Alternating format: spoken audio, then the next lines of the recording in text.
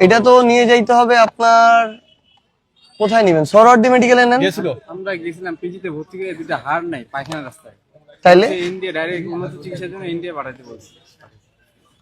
বাংলাদেশে হইলে তো আমি আমার সর্বোচ্চ চেষ্টা করি যেখানেই হোক যত কম টাকায় ব্যবস্থা করা যায়। ইন্ডিয়া তো আমাদের কথা শুনবে না।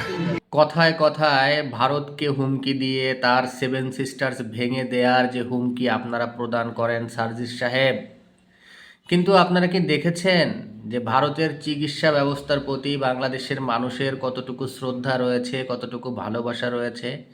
সেই শ্রদ্ধা এবং ভালোবাসা, ভক্তির জায়গাটা কি আপনারা ভেঙে দিতে পেরেছেন? ভেঙে দিতে পারবেন?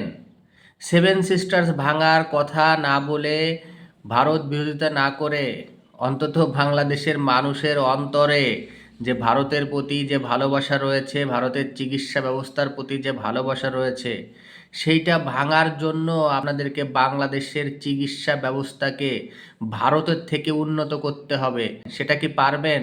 যদি আপনারা সেটা করতে পারেন, তাহলে ভারত বিরোধিতার কথা বলে রাজনীতি করা লাগবে না, রাজনৈতিক হাতিয়ার বানানো লাগবে না ভারত বিরোধিতাকে।